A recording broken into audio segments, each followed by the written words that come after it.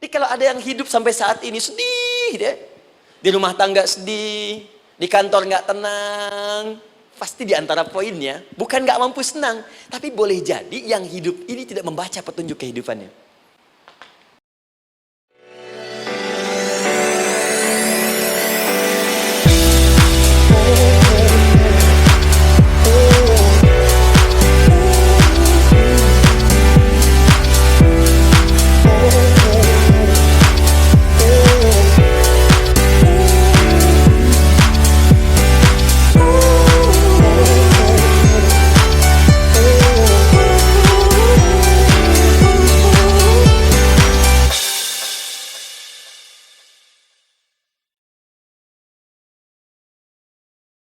Bismillahirrahmanirrahim. Assalamualaikum warahmatullahi wabarakatuh. Alhamdulillah. Wassalatu wassalamu ala rasulillah wa ala alihi wa sahbihi wa man wala wa ba'du. Faya ibadallah, usi nafsi wa iyyakum bitaqwallahi faqad fazal muttaqun. Fala tamutunna illa wa antum muslimun. Faqala ta'ala, ya ayyuhalladzina amanu taqullaha haqqa tuqatih wala tamutunna illa wa antum muslimun. Saudara-saudariku hadirin sekalian, terkhusus barangkali seluruh dari stakeholder PT Pertamina EP, khususnya Pak Nanang Abdul Manaf, sahabat kami. Beliau sempat bersama di Libya dulu, 3 tahun terakhir tidak berjumpa. Alhamdulillah, semoga beliau dan jajaran semuanya disehatkan oleh Allah Subhanahu wa taala.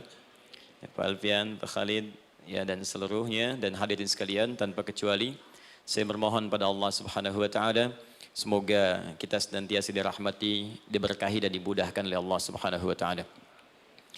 Alhamdulillah, kita baru saja menunaikan salat zuhur berjamaah. Semoga salat kita diterima oleh Allah Subhanahu wa taala. Ada 2 hal yang paling penting tentang salat ini yang ditekankan dalam Al-Qur'an. Pertama, kenapa sholat begitu penting ditunaikan? Karena ia akan menjadi pembeda antara Khalik dengan makhluk. Jadi kalau kita ingin bedakan Tuhan dengan hamba, maka di antara titik penting perbedaannya, kata Allah langsung itu terletak pada aspek ibadah, khususnya sholat. Karena itu ketika Nabi Musa alaihi salam berkenan kemudian langsung diperintahkan oleh Allah sehingga disebut dengan kalimullah yang diajak bicara dan diperkenalkan tentang esensi ketuhanan Allah, maka disebutkan perintah langsung oleh Allah untuk menyembahnya dalam bentuk salat. Al-Quran surah ke-20 Thaha ayat ke-14. Kata Allah, innani anallahu la ilaha illa ana fa'budni wa aqimis salata li dzikri. Ya Musa, tidak ada Tuhan, kata Allah, selain saya. Ya, maka jika engkau telah tahu saya Tuhan, bedanya Tuhan dengan makhluk, fa'budni, maka kewajiban engkau sebagai makhluk menyembah saya. Bagaimana caranya ya Allah, kata Musa? Kata Allah, wa aqimis salata, rahmatullah. Wa aqimis salata li dzikri. Maka cara menyembahku itu adalah dengan salat. Karena itu semua nabi dan rasul, bahkan sebelum Nabi Muhammad SAW, diperintahkan oleh Allah untuk mengajak umatnya seluruhnya untuk sholat. Ya, Nabi Isa alaihissalam sholat. Anda buka Quran surah 19 Maryam ayat 31 sampai 33. Nabi Ismail alaihissalam, ya kakeknya Nabi ke-29, sholat. Bahkan meminta keluarganya sholat. Quran surah ke-19 ayat 55. Wa kana ya'muru ahlahu bis salat. Nabi Zakaria, saudaranya Imran, sholat. Quran surah ketiga, ya, ayat ke-38 sampai dengan 39. Ayat 39-nya tegas mengatakan, fanadathu malaika wa huwa qa'imun yusalli fil mihrab. Jadi kalau kita urutkan dari Nabi Muhammad SAW sampai Nabi Adam alaihissalam, semua menunaikan salat kepada Allah Subhanahu wa taala. Ya, Muhammad bin Abdullah bin Abdul Muttalib bin Hashim bin Abdul Manaf bin Qusay bin Murrah bin Kilab bin Ka'ab bin Ghalib bin Fihir bin Malik bin Nadar bin Kinana bin Khuzaimah bin Mudrikah bin Ilyas bin Nizar bin Mudar bin Ma'ad bin Adnan bin Addi bin Adri bin Muqawwam bin Nagur bin Tarikh bin Ya'rub bin Yasjub bin Nabit bin Ismail alaihissalam bin Ibrahim alaihissalam, bin Azar atau bin Nahur, bin Abir bin Kinan, bin Arfakhshad bin Sam, bin Nuh alaihissalam, bin Mihlail, Matushala bin Kinan, bin Anwas bin Thith, bin Adam alaihissalam. Dari Nabi Muhammad SAW sampai Nabi Adam semua salat. Coba ulangi. Nanti dalil singkatnya dari Quran surah keempat ayat 163, paling kiri sebelah atas di mushaf. Inna auhayna ilaika kama auhayna ila Nuhin wan nabiyyin min ba'di. Muhammad, apa yang kami telah wahyukan kepadamu sudah pernah pula kami sampaikan kepada Nuh alaihissalam dan nabi-nabi setelahnya. Kenapa tidak disebutkan Adam sebelumnya? Karena Adam itu nabi bukan rasul. Nabi diberikan risalah untuk pribadi dan kalangan dekatnya, Rasul diberikan risalah tugas untuk mengajak umat. Kenapa Nabi Adam bukan Rasul? Karena zaman Nabi Adam belum ada umat. Siapa yang mau diajak? Ya? Ini bagian pertama. Jadi kalau kita hari ini masih mendapat kesempatan sholat, Alhamdulillah, ini artinya sampai hari ini kita masih benar-benar manusia. Kan kalau ada orang yang kemudian tidak mau beribadah apalagi salat, terkhusus ketika dia beriman, maka penting dipertanyakan, masihkah ada iman dalam dirinya? Karena itu kata Allah dalam Al-Quran, surah ke-8 ayat yang kedua, aku akan perdengarkan namaku, sehingga ketika disebutkan itu, kita bisa menguji adakah getaran iman dalam jiwa kita. Quran surah 8 Al-Anfal ayat kedua. Innamal mu'minuna alladzina idza dzukirallahu wajilat qulubuhum. Sungguh orang yang masih punya iman itu, kalau diperdengarkan nama Allah kepadanya, akan ada getaran dalam jiwanya. Karena itu setiap hari 5 kali diperdengarkan nama Allah. Untuk menguji di jiwa kita masih ada iman tidak? Bahkan dari bangun tidur, bayangkan waktunya dibagi sempurna persis. Dari mulai subuh baru bangun, menjelang ke siang, mau berakhir siang ke sore, sore pindah ke maghrib, hilang kemudian muncul gelap malam. 5 kali persis dibagi waktu. Diperdengarkan untuk menguji, kira-kira setelah subuh siang masih ada nggak iman? Sore masih ada nggak? Ya Allahu Akbar, Allahu Akbar. Karena itu kalau iman masih ada melekat di jiwa kita, demi Allah saya katakan, begitu kita mendengar suara azan, pasti hati kita akan mengatakan, Allahu Akbar, Allahu Akbar. Wih, sudah azannya. Pernah begitu? Ya, walaupun mungkin setelah selesai, La ilaha illallah, baru azan, belum qomat. Ya, itu normal, gak apa-apa. Yang penting iman masih ada. Nah, ini menunjukkan ada getaran dalam jiwa. Satu itu. Yang kedua, ini yang jarang dimanfaatkan teman-teman. Jadi seringkali sholat dimaknai pada ibadah formal bagian pertama saja. Adapun yang keduanya, ini yang jarang digali. Padahal sekali saja dalam sehari, itu 5 kali Allah menunggu kita. Ternyata sholat itu satu-satunya wasilah ibadah yang disebutkan dalam Al-Quran untuk langsung memohonkan semua kebutuhan yang kita rasakan. Bahkan sebelum kita diminta sholat, itu kalimat pertamanya bukan ibadahnya. Kata Allah, kau punya masalah apa? Sedang butuh apa? Sedang punya problem apa? Buka Quran surah kedua Al-Baqarah ayat ke-45 sampai 46. Paling kanan pertengahan di usad. Wasta'inu bis-sabri was-salah. Perhatikan kalimatnya, indah sekali. Ya Allah menempatkan sholatnya bagian kedua. Kata Allah, wasta'inu, hei hambaku, jika kalian punya persoalan dalam kehidupan, maka perhatikan kalimatnya baik-baik, wasta'inu, mintakan solusinya kepadaku. Jadi kalau sedang punya masalah, bukan bikin status, gak akan selesai. Sedang eksplorasi minyak, gak keluar-keluar, bikin status. Duh, susah sekali yang ngebornya, gak akan selesai. Jalan macet, bikin status. Jakarta macet, ya gak akan selesai. Ya. Apa yang harus dilakukan kata Allah? Jika Anda beriman kepadaku, yakin denganku, maka wasta'inu, punya persoalan minta kepada Allah. Caranya bagaimana? Satu, bis-sabri, terima dulu masalah itu, jangan dikeluhkan. Kaidah lain muncul, karena mustahil saya akan titipkan persoalan kalau tidak Anda mampu mengatasinya. Kaidah Quran surah kedua ayat 286, kita hafal ayatnya. La yukallifullahu nafsan illa usaha. Perhatikan kaidahnya. Allah tidak mungkin menguji seorang hamba di luar batas kemampuannya. Jadi kalau kita sedang punya ujian di rumah kah, pekerjaan kah, kehidupan sosial kah, sebesar apapun ujian itu kata Allah, memang karena Anda yang sanggup. Kalau nggak sanggup gak akan diuji. Di ujian itu berbanding lurus dengan kemampuan. Mustahil seorang hamba diuji di luar batas kemampuannya. Jadi kalau Anda sekarang pun sedang punya masalah sebesar apapun, kata Allah, memang cuma kamu yang sanggup, yang lain tidak. Maka jangan mengeluh. Jangan Anda katakan, ya Allah, why me? Kenapa saya? Kata Allah, why not? Memang kamu yang mampu. Yang lain tidak. Nah, ketika Anda bisa menerima itu dengan sabar, baru datang kalimat kedua. Wassalah. Kemudian datang tunaikan sholat dan mintakan solusi kepadaku lewat sholat. Ya, sedikit ya. Lihat sini. Saya berikan sedikit uraian Al-Quran. Saya boleh menulis sini? Boleh ya? Ibu, maaf, agak jauh. Ibu kelihatan ini? Oh, belum saya tulis. Bagaimana bisa kelihatan? Luar biasa. Cuma di Pertamina, belum ditulis sudah kelihatan. Maaf, lihat sini. Wasta'inu. Baik, ya. Saya ingin sedikit sekali. Ini redaksi Quran itu indah sekali diksinya. Wasta'inu. Lihat sini. Kata Allah, jika Anda punya persoalan dalam hidup, maka mintakan solusi. Terima dulu masalahnya dengan sabar, karena kita dipercaya oleh Allah. Gini, cara memahaminya. Allah aja percaya dengan kita. Masa kita nggak percaya diri? Allah yakin dengan kita mampu. Masa kita nggak yakin? Terima dengan sabar, kemudian wassalah, mintakan solusinya lewat salat. Kata perintahnya dibuka dengan kalimat wasta'inu. Kalau kita ingin rubah kata perintah ini, fi'il amr, ingin dirubah ke dalam bentuk permohonan, minta, maka rubah kalimatnya menjadi nasta'in. Lihat, nasta'in.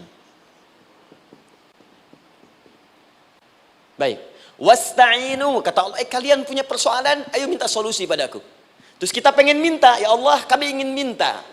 Maka dalam bahasa Arab, kalau kita ingin merubah kalimat ini ke dalam bentuk permintaan, kita katakan nasta'in.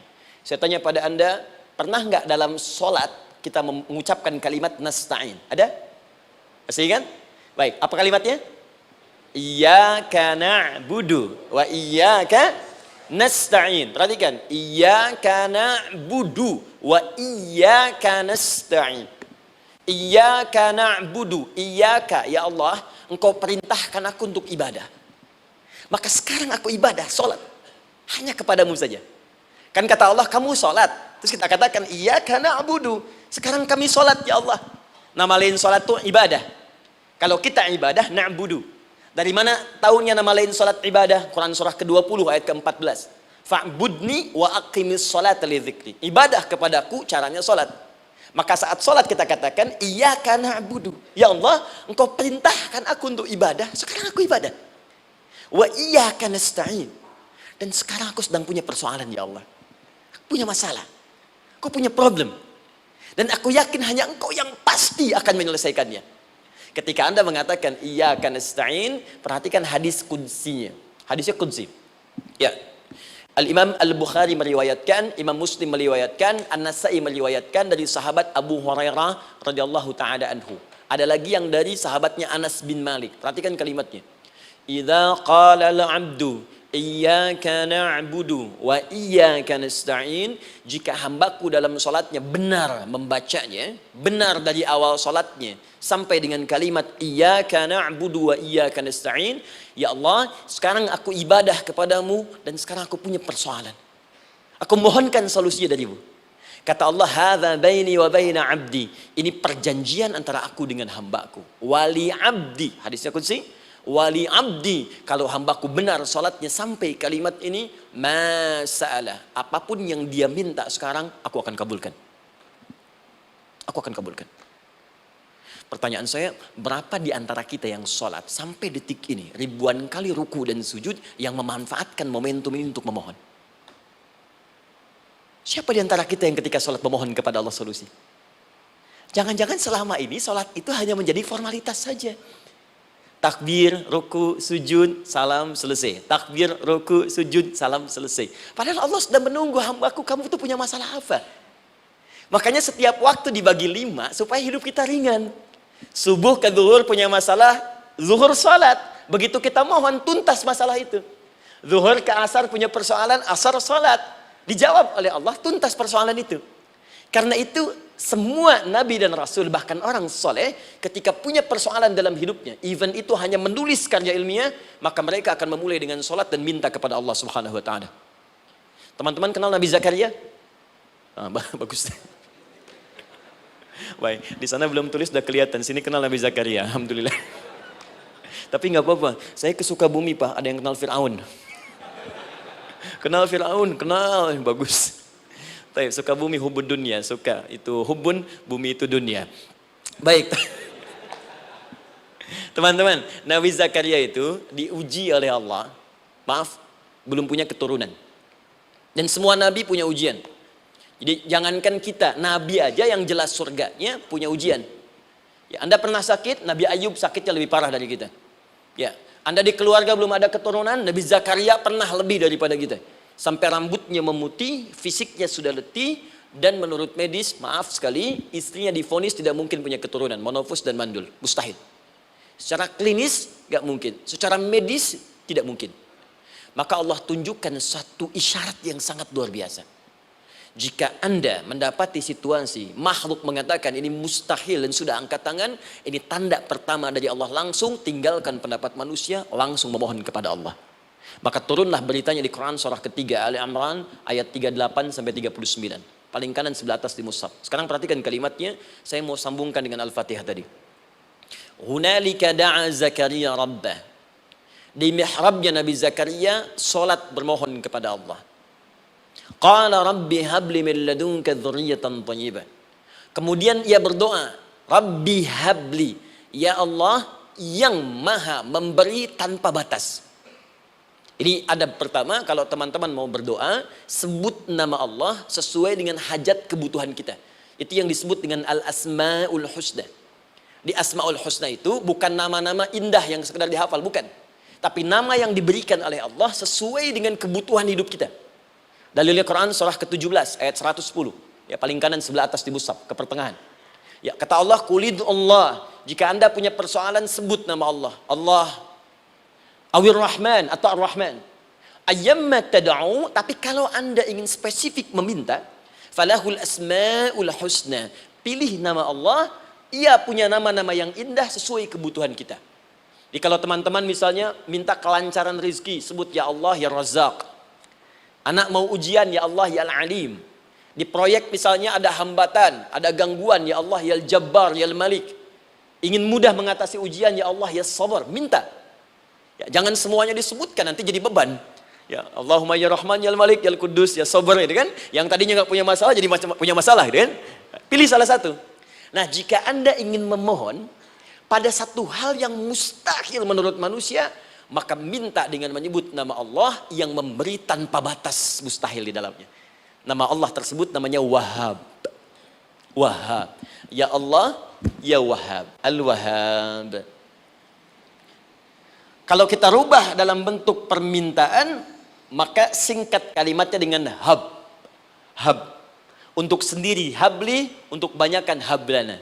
Rabbana hablana min azwajina wa dzurriyyatina qurrata a'yun. Nabi Zakaria minta karena sendiri yang mengalami situasi itu, maka beliau katakan, Rabbi habli, ya Allah habli min ladunka, ya Allah yang tak punya batas dalam pemberian. Mereka mengatakan aku tak akan punya keturunan. Mereka mengatakan mustahil aku punya anak. Dan aku yakin kau memberi batas tanpa memberikan pemberian tanpa batas. Aku mohon darimu saja. Darimu saja. Dzurriyyatan thayyibah, keturunan-keturunan terbaik. Innaka sami'ud du'a. Engkau pasti mendengar doa saya. Kalau pada yang maha memohon saja, maha mendengar saja tidak mengabulkan, lantas kepada siapa lagi aku mesti minta? Tapi poinnya bukan itu. Poinnya adalah ini disampaikan oleh Nabi Zakaria dalam keadaan sedang sholat. Mesti berdiri dalam sholatnya. Dalam bahasa Arab berdiri disebut dengan qaimun, qaim, berdiri. Sedang sholat disebut dengan yusolli. Perhatikan ayat 39-nya. Fanadathul malaikatu wa huwa qaimun yusolli fil mihrab. Maka ketika doanya selesai dipanjatkan, sholatnya belum selesai. Doanya selesai dipanjatkan, seketika datang malaikat menyampaikan, kamu dapat kabar gembira, Anda akan punya anak, bahkan namanya langsung diberikan oleh Allah, Yahya, artinya hidup. Yang mustahil menurut manusia, lahir dari rahim seorang perempuan yang divonis monofus dan mandul, kata Allah, bagiku yang gak ada yang mustahil. Jadi dan hidup dia. Kapan itu terjadi? Masih sholat dan belum selesai dalam sholatnya, dalam keadaan berdiri. Sekarang saya tanya Anda, kita membaca iyyaka na'budu wa iyyaka nasta'in dalam keadaan ruku atau sujud? Sujud, berdiri. Berdiri teman-teman. Betul kan? Dalam keadaan berdiri saat baca Al-Fatihah.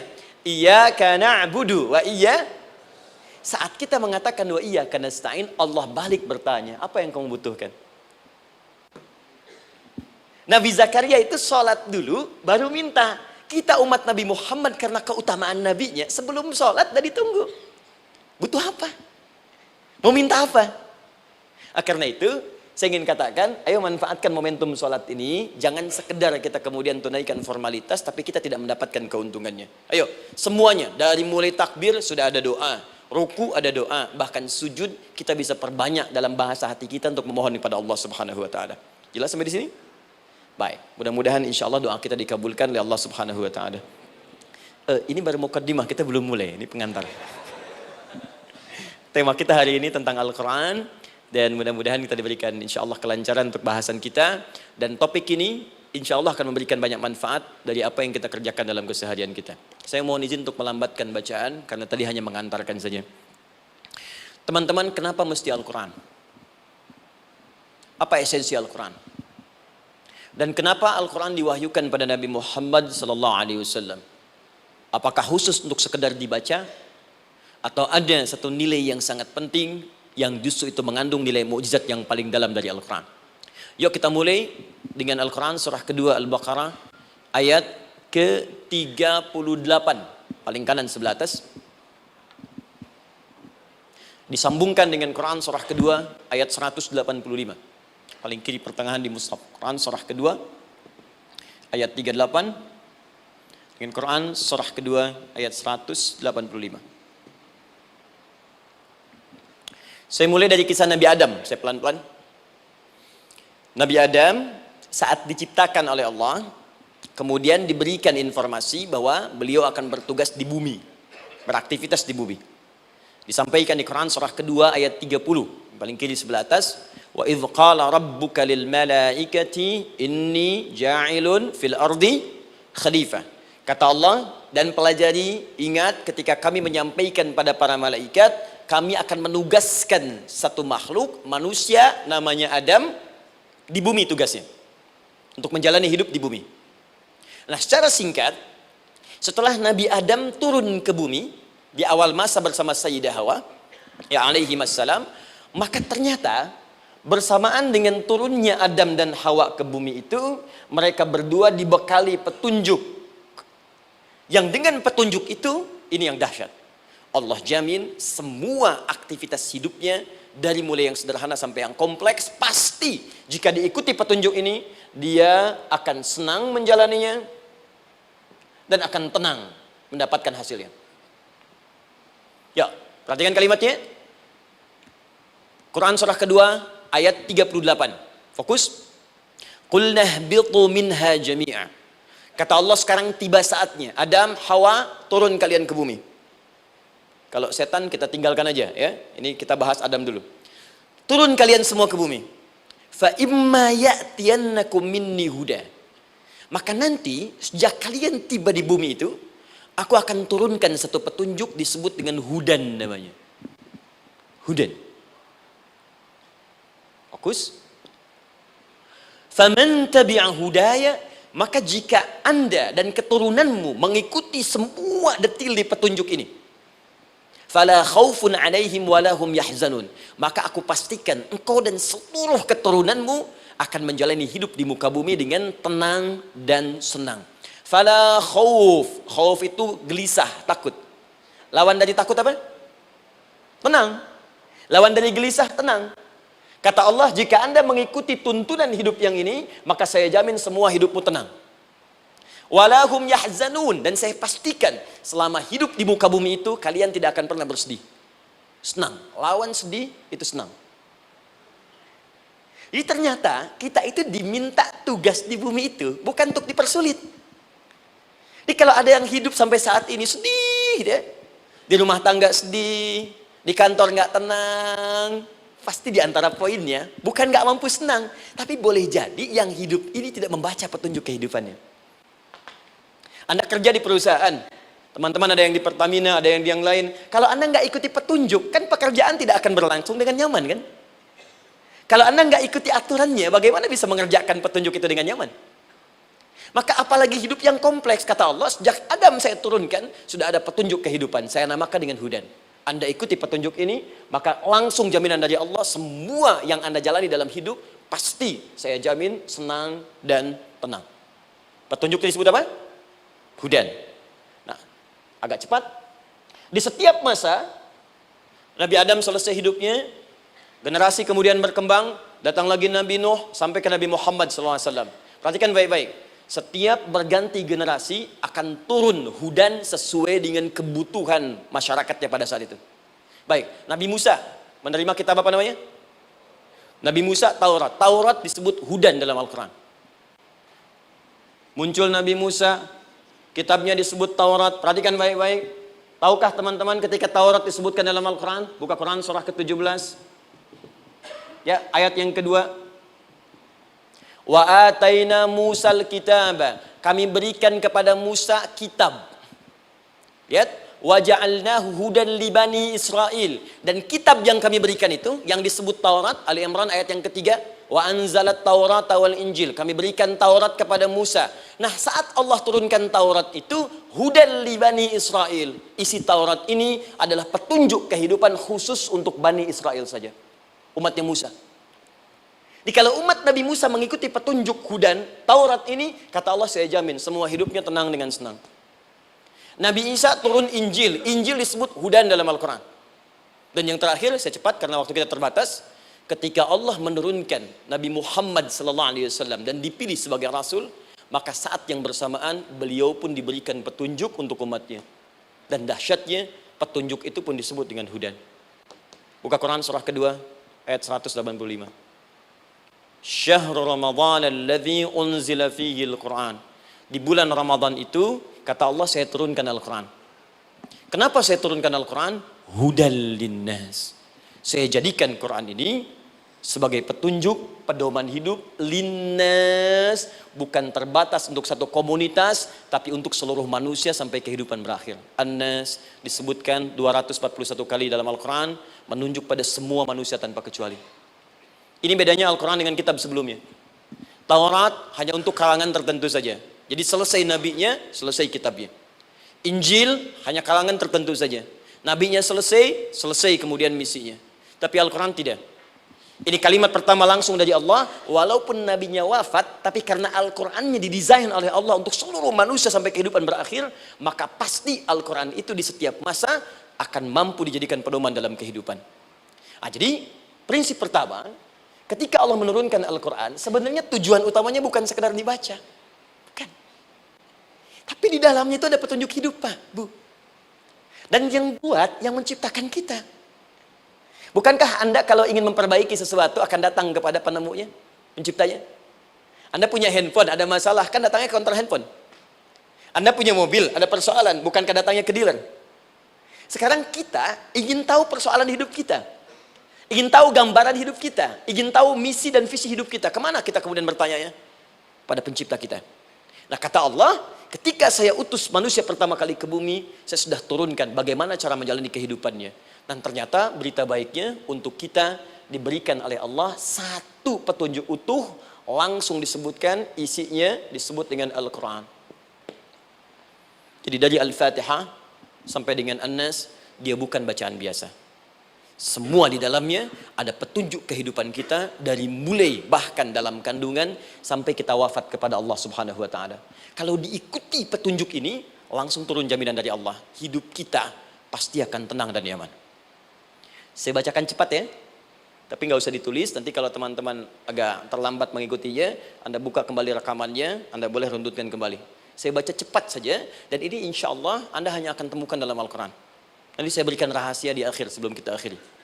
Yuk, satu, Anda silahkan bandingkan dengan buku manapun, referensi manapun, Anda hanya akan temukan dalam Al-Quran. Dari sejak sebelum lahir, bagi perempuan yang tengah mengandung, langsung Allah berikan tuntunan bagaimana agar kandungan itu berjalan dengan sehat, nyaman, dan mudah ke persalinan. Quran surah ke-7 ayat 189. Perkembangannya bisa diamati dan dicek kemudian, ya baik ke dokter atau yang lain, nanti perkembangannya disebutkan di Quran surah ke-22 ayat ke-5. Dirinci lagi di Quran surah ke-23 ayat 11 dari 9 sampai dengan 13. Kemudian mulai terlahir, dari lahiran diberi petunjuk oleh Allah. Nih, berikan ASI maksimal 2 tahun. Kalau ingin berhenti sebelum 2 tahun boleh, begini caranya. Quran surah kedua ayat 233. Dari sampai usia 2 tahun menjelang balik, kata Allah berikan 4 pendidikan dini. Ini turunannya disebutkan 1, 2, 3, 4. Jika Anda ajarkan ini, maka anak ini akan tumbuh. 1, dekat dengan Allah. 2, dijamin taat pada orang tuanya. 3, dia akan baik dengan lingkungannya. Dan 4, dia akan bertahan dalam kebaikan sampai dia dewasa. Quran surah ke-31 ayat 13 sampai dengan 19. Usia 7 tahun, ya mulai dia balik misalnya, dia akan mulai belajar. Bagaimana cara belajar yang baik supaya cepat paham, gampang mengerti. Turun Quran surah ke-9 ayat 122. Amalannya di Quran surah 96 ayat yang pertama. Kemudian rinciannya diturunkan di Quran surah kedua ayat 282 di ujung ayatnya. Lalu bagaimana mencari sekolah yang bagus, majlis yang baik, guru-guru yang baik, diturunkan Quran surah ke-58 ayat ke-11. Dicontohkan tentang Maryam dan Nabi Isa alaihissalam di Quran surah ketiga ayat 35 sampai dengan 37. Naik lagi, dia mulai dewasa, ya mulai bergaul, bahkan kadang-kadang merantau, punya tempat komunitas berbeda. Bagaimana supaya dia bergaul tidak terpengaruhi lingkungan yang tidak baik. Maaf ya, kadang-kadang ibu yang sudah mengandung, melahirkan, ayah mencari nafkah, tiba-tiba anak pergi bahkan ke kampus, ke sekolah, dapat teman yang gak bagus, pulang-pulang mengecewakan Anda. Bagaimana menemukan tempat-tempat yang baik untuk bisa menjaga perilaku anak ini? Ditemukan nanti di Quran surah ke-49 ayat ke-13-nya.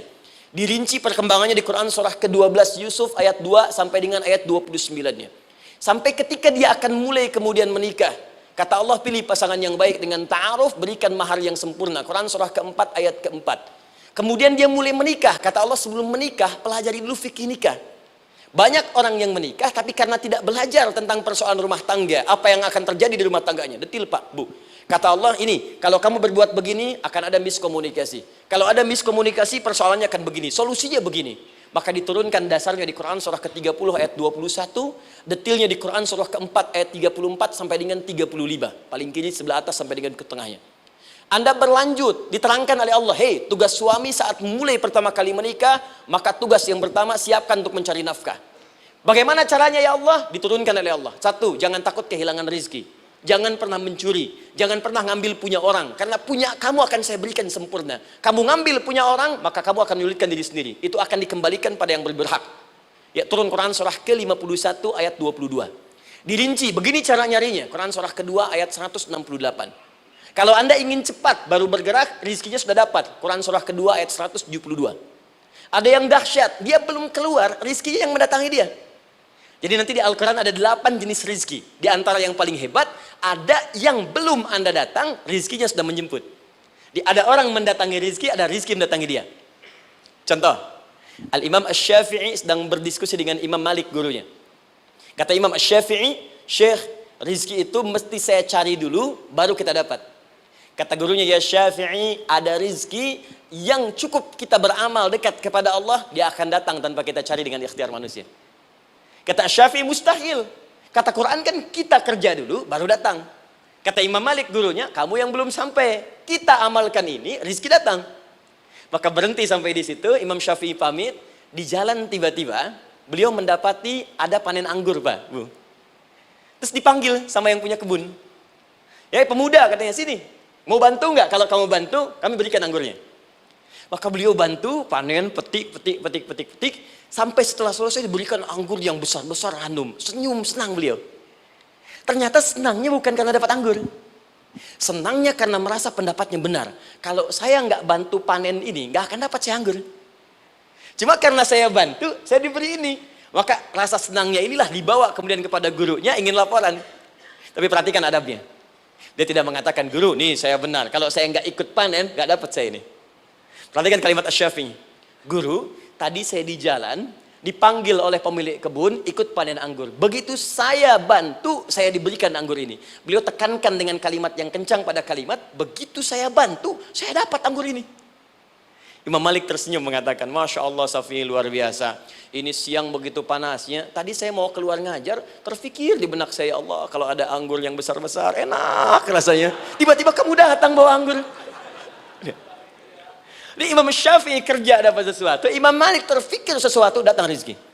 Itu ada di Quran surah ke-7, teman-teman, ayat ke-96, paling kanan sebelah atas di mushafnya. Baik, teruskan dulu. Ya, Anda dalam mencari kerja, ingat, kalau Allah yang sampaikan pasti terjadi. Jangan dikira mudah. Kata Allah akan ada persaingan, akan ada kadang-kadang singgungan, akan ada tantangan, maka mulai petakan tantangan apa yang akan Anda lalui saat Anda mulai mencari nafkah itu. Maka turun Quran surah kedua ayat 214, paling kanan sebelah bawah. Am hasibtum an tadkhulul jannata. Hei, apa kamu mudah begitu saja mengira akan sukses dalam pekerjaanmu? Bahkan bisa diartikan surga, ingin masuk surga. Walamma ya'tikum mathalul ladzina khalau min qablikum. Sebelum engkau diuji seperti orang sukses dulu pernah sukses. Lihat mereka. Enggak ada orang sukses yang instan. Cuman balikan telapak tangan dapat, tidak. Kata Allah, lihat orang-orang dulu. Lihat orang-orang hebat dulu, bagaimana mereka bisa kaya, bisa sukses, bisa punya posisi. Masat umul ba'sa, petakan olehmu tantangan apa yang akan dihadapi saat engkau bekerja itu. Satu, kata Allah, ba'sun, ada yang ringan. Ya, ba's. Ba'sa, jama' dari kata ba'sun. Dua, dara. Ini sudah menengah, jama' dari kata durun. Tiga, zilzal. Ini yang paling tinggi puncaknya. Jadi kalau Anda sudah mendapatkan ini, yakinlah, berarti Anda akan mendapatkan posisi yang tinggi. Karena mustahil orang besar diuji dengan ujian yang kecil. Zilzal, ini bagian ketiga. Ba'sa, ba'sun, mulai. Kira-kira tantangan-tantangan ringan apa saja yang akan Anda hadapi? Ya, kalau saya contohkan misalnya dengan contoh yang lain singkat, Anda mau ke masjid, ingin konsisten, mulai hijrah, ingin dekat dengan Allah, tiba-tiba yang tadinya nggak mau ke masjid, mulai ke masjid, diuji dengan hujan. Hujan kecil, rintik-rintik, shower. Begitu hujan, orang Arab mengatakan kalau hujannya bisa lewat tanpa payung pun, orang Arab mengatakan la ba'sa. La ba'sa ini ringan. Orang kita sambungin, labas. Dari bahasa Arab, lewat. Nah, jadi kalau Anda mau berangkat nih, siap bekerja, siap hadapi tantangan. Baru mau lewat hujan kecil, berarti itu tantangan kecil kita lewati. Macet, petakan, cari jalan yang kemudian sempurna, jalan yang kosong, buka Google-nya, buka Waze-nya, buka map-nya, cari. Jadi kalau pada yang kecil aja belum kita lewati, bagaimana mendapatkan yang besar? Anda mau ke masjid, dikasih hujan kecil, mau berangkat gak jadi. Papa, kenapa gak jadi? Hujan mah, kan ada payung, takut riak. Setelah itu darwa, maaf, tantangan fisik. Kadang-kadang mulai ke fisik. Mulai mengganggu, ya, maaf, dirincikan kemudian oleh Al-Quran. Turun Quran surah ke-21 ayat 87 sampai 88, kisah Nabi Yunus alaihissalam. Yunus beraktivitas, bekerja, bukan berarti nggak ada tantangan. Kadang-kadang dibawa, kadang-kadang diusir, kadang-kadang Anda dapat misalnya proyek, kadang-kadang sudah mulai masukkan tender, tiba-tiba gagal, diserobot orang, kadang-kadang orang yang dapat, Anda yang ngajukan, itu biasa. Kata Allah itu biasa, bukan cuma Anda, yang lain pun ada. Bukankah Allah ajarkan kisah Sayyidah Hajar alaihissalam dengan Ismail? Bukankah bolak-balik naik Safa Marwah, kadang di atas, kadang di bawah, kadang lihat peluang sampai Marwah ternyata bukan air. Terkadang Anda yang bekerja, tim yang lain yang mendapatkan karena kerja keras Anda, bisa jadi terjadi. Bukankah yang kerja keras Hajar yang dapat Ismail? Mungkin Anda yang konsep, yang dapat minyaknya orang lain. Mungkin Anda yang kerja, kan yang suksesnya teman Anda, gak ada masalah. Dan itu kemudian akan bermanfaat bagi Anda. Tidak mungkin setiap keringat yang keluar dari diri kita mustahil kecuali akan melahirkan manfaat yang kembali pada diri kita. Tantangan. Tapi yang paling dahsyat ini yang nggak ditemukan di sebagian referensi yang kita baca. Ketika Allah menjelaskan semua tahapan-tahapan tantangan ini sampai ke puncaknya zilzal. Zilzal itu kalau bahasa sekarang gempa. Ada ujian yang menggoncang hati kita. Ketika Anda kerjakan, ya Allah, tantangannya dahsyat. Kenapa mesti saya, ya Allah? Kok nggak selesai-selesai, ya Allah? Itu wajar, teman-teman, itu biasa. Kata Allah, orang dulu saja mengatakan, mata nasrullah, kapan ini selesai? Berbahagialah kalau teman-teman sudah mendapatkan tantangan puncak yang paling tinggi ini artinya Allah sedang mempersiapkan Anda menjadi orang besar di kemudian hari. Dan cara mengatasinya diturunkan Quran surah ketiga ayat 142, paling kiri sebelah atas. Perhatikan dahsyatnya. Yang pertama diterangkan tantangannya, yang kedua dijelaskan cara mengatasinya. Saya mau berhenti sampai di titik ini, nanti saya terangkan cara berinteraksi dengan Al-Quran. Ya, perhatikan baik-baik. Kata Allah, jika kelak engkau sudah bisa memetakan tantangan ini, maka siapkan solusi untuk mengatasinya. Ayatnya dibuka dengan kalimat yang sama persis. Saya pernah sampaikan teori ini di 2 perusahaan besar di Indonesia. Yang pertama ada satu perusahaan, karena ini direkam saya nggak sebutkan perusahaannya, perusahaan otomotif besar sedang turun gratis, kemudian juga ada inflasi yang tinggi. Terus saya terangkan teori Quran. Dia praktekkan berhasil, Pak. Padahal saat itu saya presentasi di depan non-muslim. Non-muslim. Selesai se-Indonesia dikumpulkan, saya bedah tentang ini dan mereka berhasil. Sampai sekarang naik lagi. Yang kedua sama, ini direkturnya juga non-muslim, tapi nggak apa-apa kita diskusi. Dan mau mendengar teori ini dan praktekkan, naik. Ya, dulu di satu perusahaan minyak juga sedang turun, karyawan semua dikumpulkan, lalu kita bahas tentang ini, kita terangkan. Yang ini yang paling menarik dari Al-Quran. Kalimatnya sama persis, Quran surah ketiga ayat 142. Am hasibtum an tadkhulul jannata. Apa Anda duga akan begitu mudah mendapatkan kesuksesan dalam hidup? Tolong fokus baik-baik. Jangan selalu mengartikan jannah dengan surga. Karena asal kata jannah itu artinya kesuksesan, kebahagiaan yang belum tampak. Surga, kenapa disebut dengan jannah? Karena itu puncak kebahagiaan kita yang belum nampak sekarang. Saya kasih rahasia ya, ini di antara kita saja nih.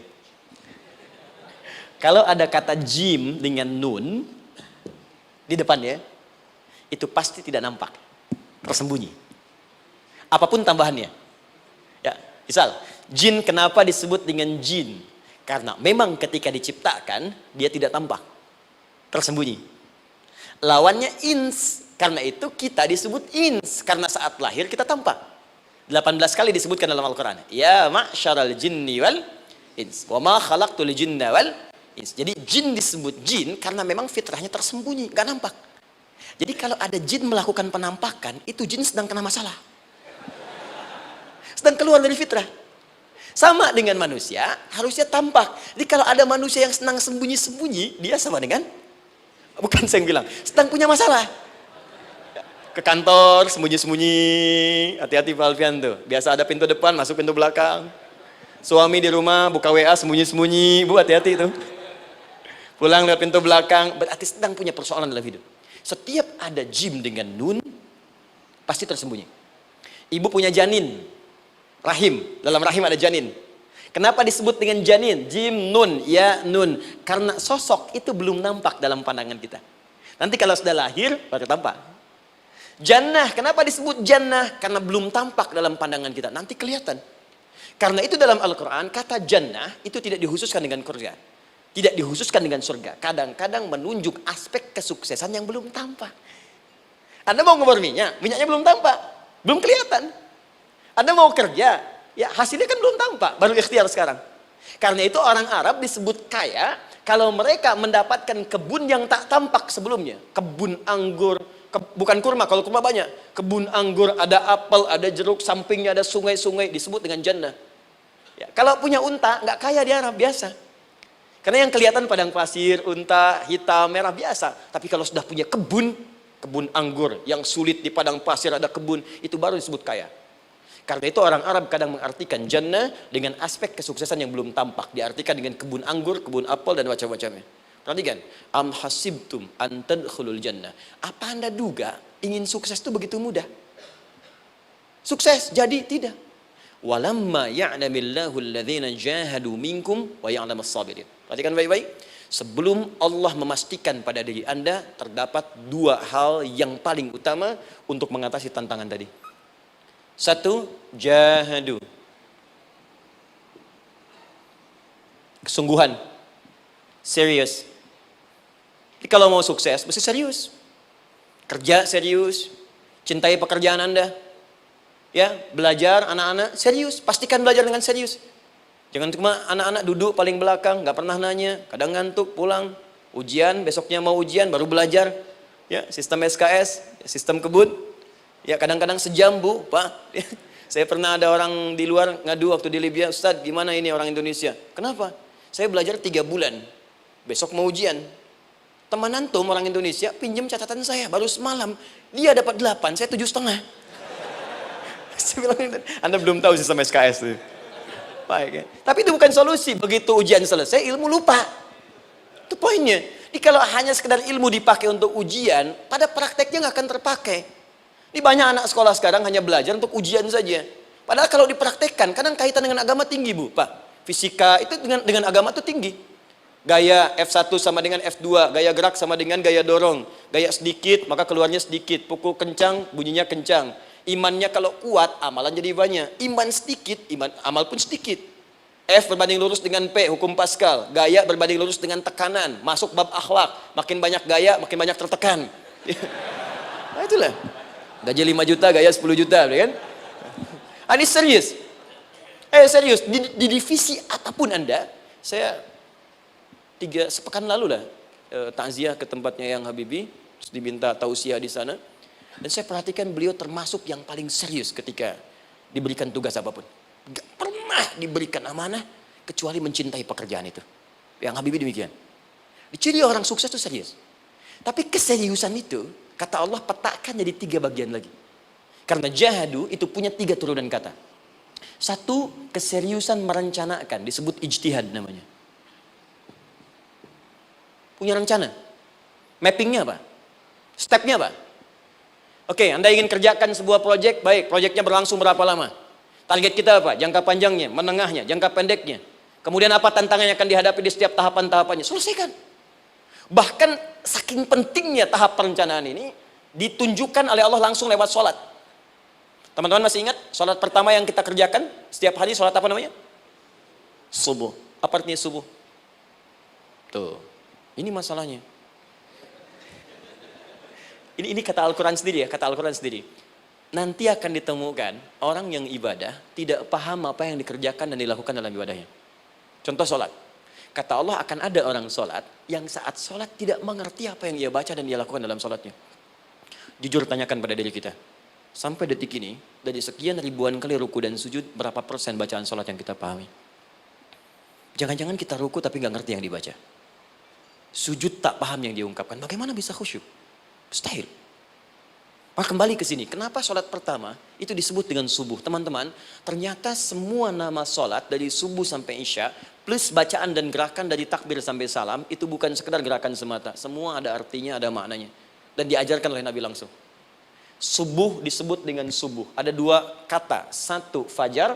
Quran surah ke-17 ayat 78. Inna Qur'an al-fajri kana mashhuda. Kedua, subuh di surat At-Takbir. Was-subhi idza tanaffas. Kenapa disebut fajar? Fajar itu pancaran positif, pancaran kebaikan. Jadi kalau yang baik disebut fajar. Kalau yang jelek disebut fujur.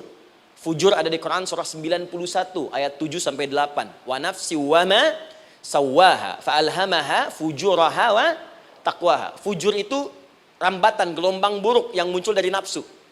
Ya, ditembuskan ke elemen tubuh kita. Misal gini. Tiba-tiba pengen marah. Ya, di tubuh kita mengatakan melotot, maka ini ada pancaran di hati kita nyambung kemudian ke mata. Ini rambatan dari sini ke mata disebut fujur namanya. Mau ke tangan pukul, masuk ke tangan. Itu rambatannya disebut fujur namanya. Ya. Yang baiknya disebut fajar.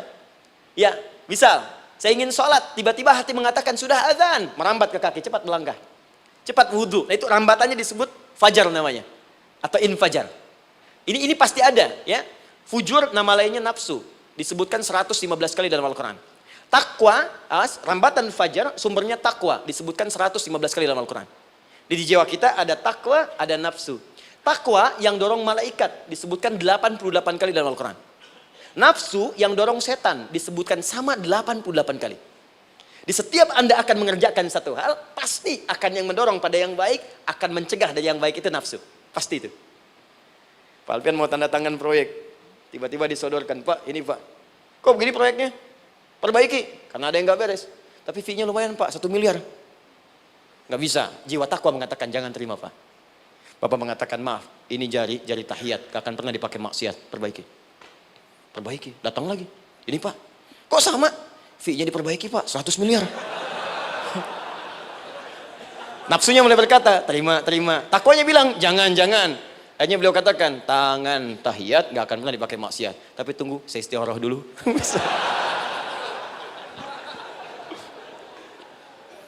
Nah, waktunya, ini salatnya disebut fajar. Kenapa disebut fajar? Karena saat kita tidur, terus dengar suara azan, Allahu Akbar, maka memancar dari iman kita, rambatan untuk merespon suara itu. Bangun kita untuk menunaikan salat.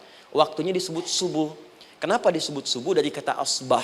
Asbah itu artinya yang siap dengan rencana. Ya orang Islam tuh nggak ada yang bangun dari tidurnya kecuali punya rencana jelas yang akan dieksekusi di hari itu. Makanya sebelum kita bekerja mengeksekusi itu, kita datang menghadap Allah supaya Allah berikan kemudahan di setiap aktivitas kita. Coba lihat manajemen Nabi. Bukankah sebelum tidur beliau istighfar dulu?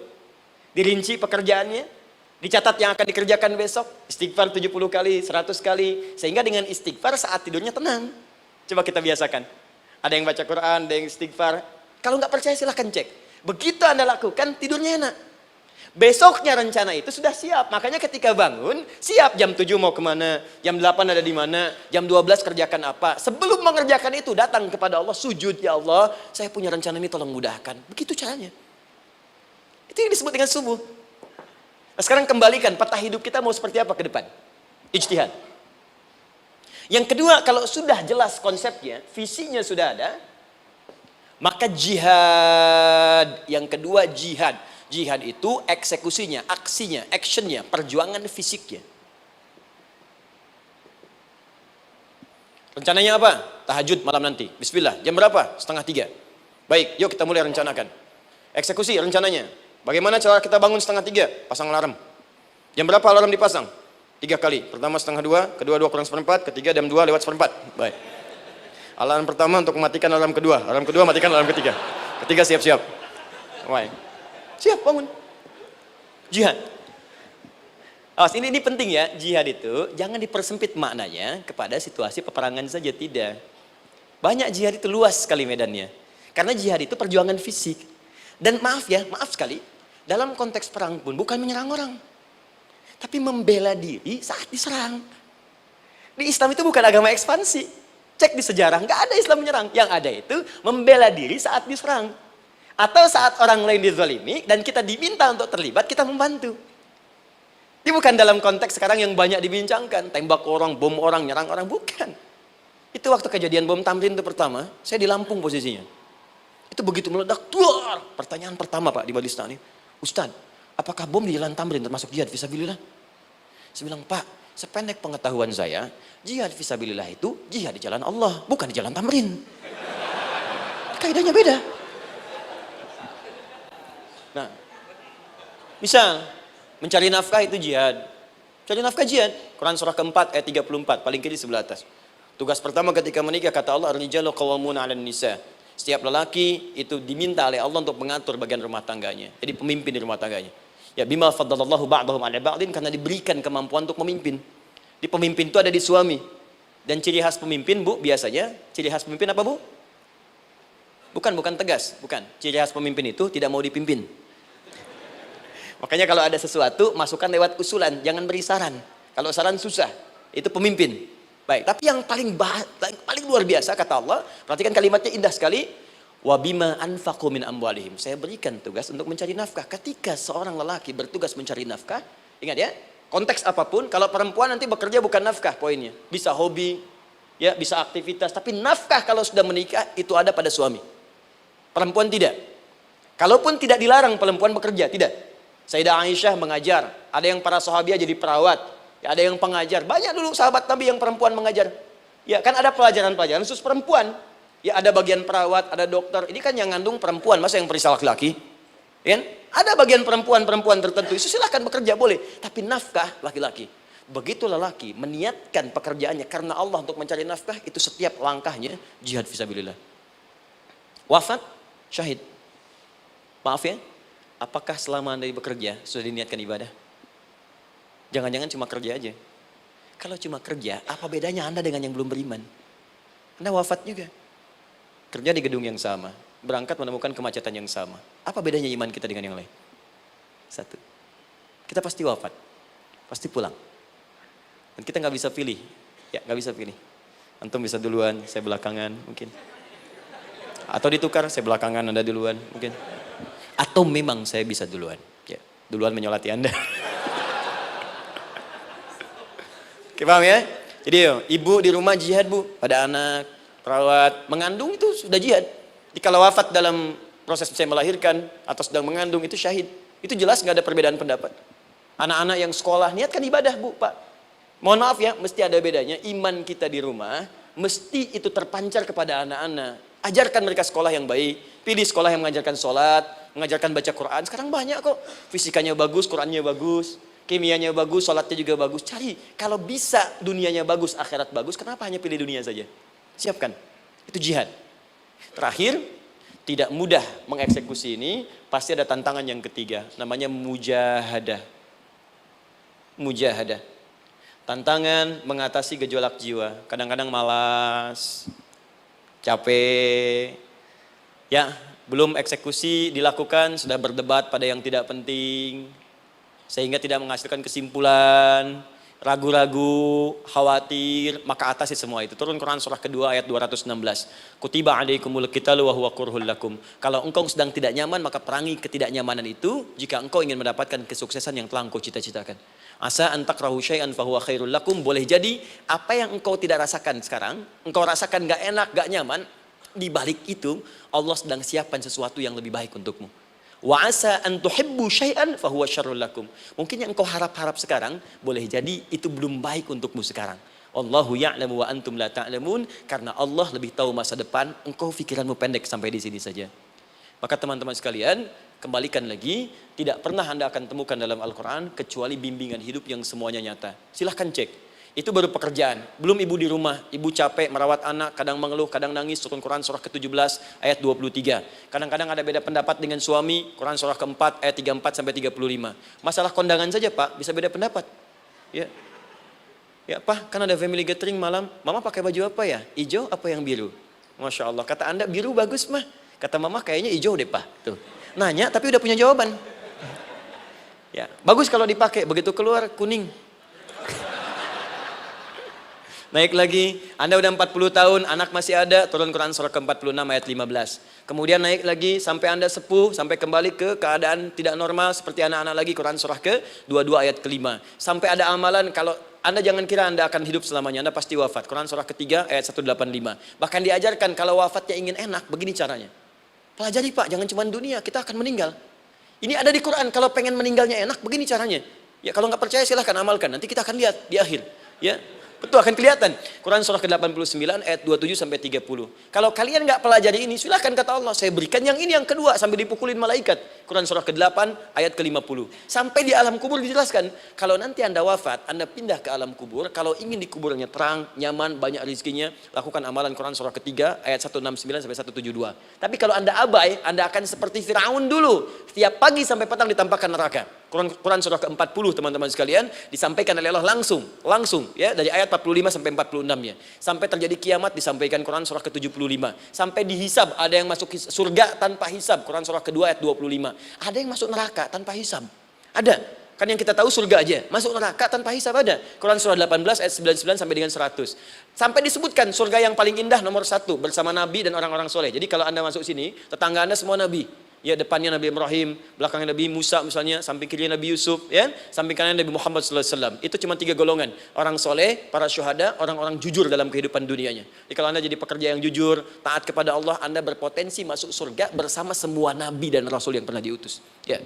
Baik, itu ada di Quran surah keempat ayat ke-69. Ada yang kedua di taman surga, Quran surah ke-51 ayat 15 sampai dengan 18. Ada yang surga seluas langit dan bumi, Quran surah ketiga ayat 133 sampai 134. Ada yang neraka yang biasa, ya, sebiasa-biasa nerakanya kebakar juga. Quran surah 4 ayat 56. Tingkat paling tinggi neraka jahanam untuk 2 golongan, munafik, ingat, munafik dan kafir. Jadi kalau Anda pun muslim, jauhi perbuatan munafik. Karena munafik akan mengantarkan langsung ke dalam neraka jahanam. Quran surah keempat ayat 140. Mana yang tidak ada? Mana yang tidak ada di Quran? Semua ada. Bisnis ada, ya, birokrasi ada, diplomasi ada, mengajar ada, ilmu ada. Karena itu saya mau tutup, jika kita ingin benar mengeluarkan petunjuk ini, seperti orang dulu pernah melakukannya, maka kata Allah melalui lisan Rasulullah, turun Quran surah ke-29 ayat ke-45. Satu ini aja kita kerjakan, insya Allah ini akan beda kita rasakan. Utslu ma uhya ilaika minal kitab. Jika kalian kemudian hidup di muka bumi, maka keluarkanlah bimbingan dari Al-Quran sesuai dengan kebutuhan kita secara tematik. Utslu itu dari kata tilawah. Tilawah itu baca, pahami, amalkan. Karena itu setiap kita baca Al-Quran, di sampingnya pasti ada yang menerjemahkan supaya kita paham. Betul kan? Ketika ada yang baca Al-Quran, di sampingnya ada siapa? Ya, sari tilawah kan? Baik, sari tilawah itu bahasa Indonesia. Ya, sari, sebetulnya tilawah saja. Tapi mungkin saat yang menerjemahkan dulu pertama di Indonesia namanya Bu Sari. Karena itu disebut sari tilawah. Ya, kalau Adi mungkin ada tilawah gitu kan. Nah, jadi teman-teman caranya begini, Anda keluarkan sesuai kebutuhan. Enggak semua ayat Quran mesti kita kaji. Kalau mau dari awal dari akhir, bagus. Kalau baca silahkan. Hatamkan, Nabi juga hatamkan. Tapi kalau Anda ingin ambil sesuai passion kita. Anda pebisnis, kenapa enggak mengeluarkan ayat bisnis di Quran? Teman-teman yang diperminyakan, keluarkan ayat-ayatnya ada. Quran surah At-Tur, surah 52 itu. Keluarkan. Ya, wal bahrul masjur. Dan jika Anda akan melakukan eksplorasi di laut, carilah laut yang punya. Nih, kualifikasi begini. Yang di bawahnya ada endapan tanah yang melahirkan api, kata Allah tuh. Itu potensial ada minyaknya. Kalau yang kerja di batu bara, turun Quran surah Fatir, surah 35, ayat 27 sampai 29. Ini jenisnya. Ada yang kelihatan dari jauh, ada yang harus digali, ada yang kelihatan dari jauhnya kelihatan hijau, ada kelihatan menghitam. Disebutkan langsung. Ada. Kenapa nggak Anda turunkan dalam bentuk-bentuk tematik yang itu bagian kita? Ada yang pokok, ada yang spesifik. Yang pokok tentang sholat, karena semua orang sholat. Tentang ayah. Anda jadi ayah berapa tahun? Kenapa nggak dikeluarkan di Quran ayat-ayat tentang ayah? Kenapa nggak dikeluarkan di Quran ayat-ayat tentang ibu? Jangan jauh-jauh dulu bicaranya. Tentang belajar. Nah, nanti eksekusinya kalau mau cepat buka kitabnya Al-Imam Al-Bukhari. Ada kitab hadis, saya akhiri, yang dikarang oleh Al-Imam Al-Bukhari dan sangat populer. Apa nama kitabnya? Kalau hafal saya kasih hadiah. Apa kitab Imam Al-Bukhari yang populer? Ya.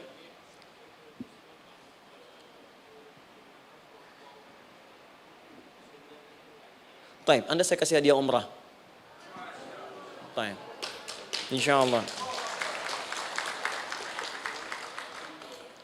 Januari awal, insyaallah ada yang kami hadiahkan umrah dari atlet peraih Asian Games. Ya, Anda boleh ikut nanti. Ya, ada juga saya senang saya cinta dengan bangsa ini. Jadi ada peraih Asian Games medali emas yang kemarin, itu akan kita berangkatkan umrah semua peraih medali emasnya. Nanti gelombang pertamanya bulan Januari. Ya, 2020 nanti sekitar 3 bulan lagi, insyaallah Anda nanti akan mengikuti. Ada juga nanti dari kalangan Polri, ada TNI juga yang akan ikut dan saya sertakan. Baik. Al-Jami As-Sahih Al-Musnad Al-Mukhtasar min umuri Rasulillah sallallahu alaihi wasallam wa sunanihi wa ayyami. Itu namanya. Ayo ulangi. Disingkat Sahih Al-Bukhari. Kenapa saya bacakan lengkap? Bukan karena singkatannya, tapi banyak orang sekarang baca buku, baca kitab hanya langsung ke isinya. Padahal setiap ulama ketika menuliskan judul kitabnya, itu pasti ada petunjuk di dalamnya. Kata Imam Al-Bukhari, Al-Jami As-Sahih. Kitab ini saya buat sebagai petunjuk umum miniatur kehidupan Nabi yang bisa kita ambil hikmahnya sekarang. Jadi kalau kita pengen tahu bimbingan Nabi di masa lalu, supaya kita terapkan sekarang, buka kitab saya ini. Semuanya mustad bersambung kepada Nabi. Sahih saya pastikan, saya teliti satu-satu. Al-Mukhtasar, saya persingkat gak bertele-tele. Nah, ini poinnya. Min umuri Rasulullah sallallahu alaihi wasallam wa sunani wa ayyamihi. Ini semua pekerjaan Nabi selama 24 jam. Secara singkat saya tutup dibagi 97 pembahasan.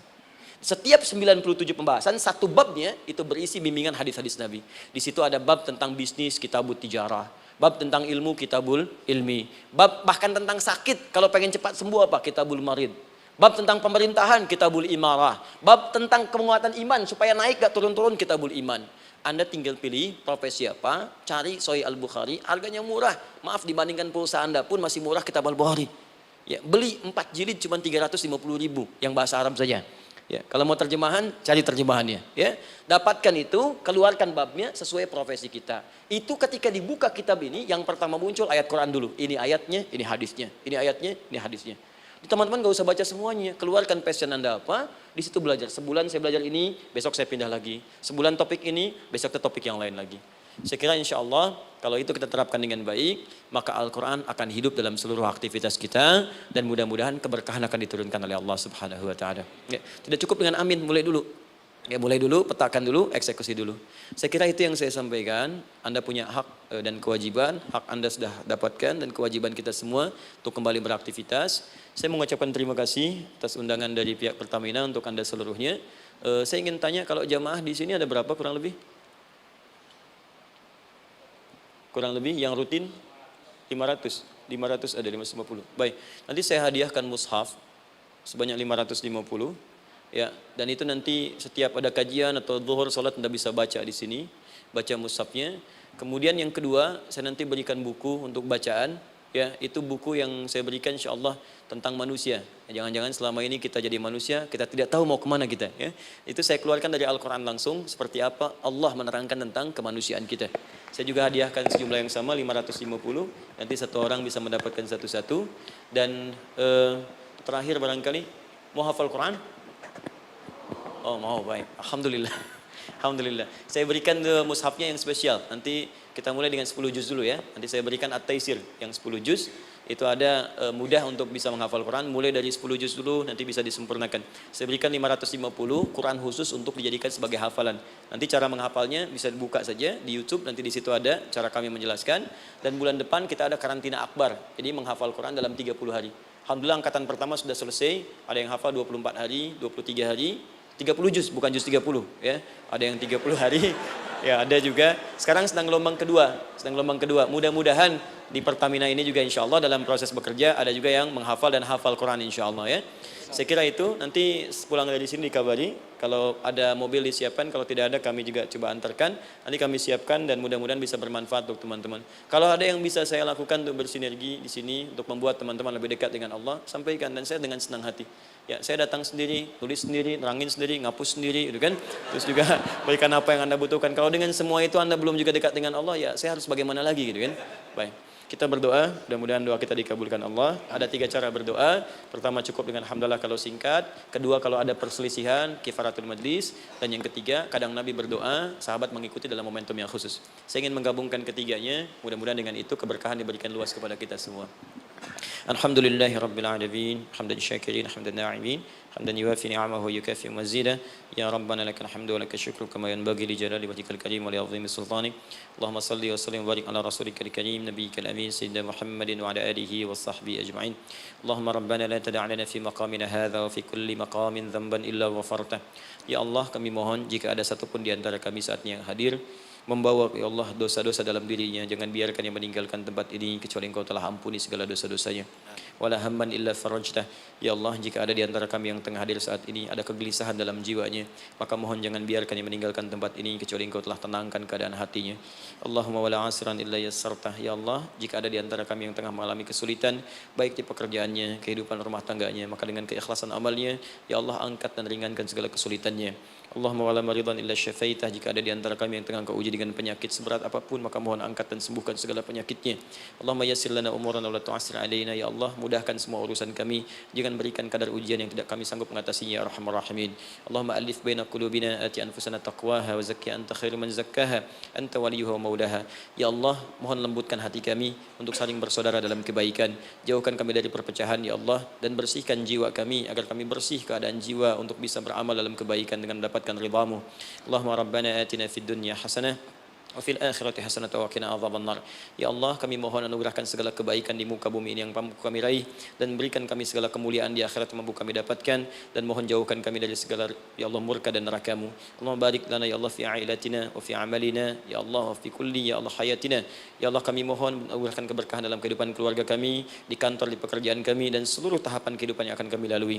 Bi fadlika subhana rabbika rabbil izzati amma yasifun wa salamun alal mursalin. Subhanakallahumma wa bihamdika asyhadu an la ilaha إلا أنت نستغفرك ونتوب إليك وآخر دعوانا أن الحمد لله رب العالمين ثم السلام عليكم ورحمة الله وبركاته.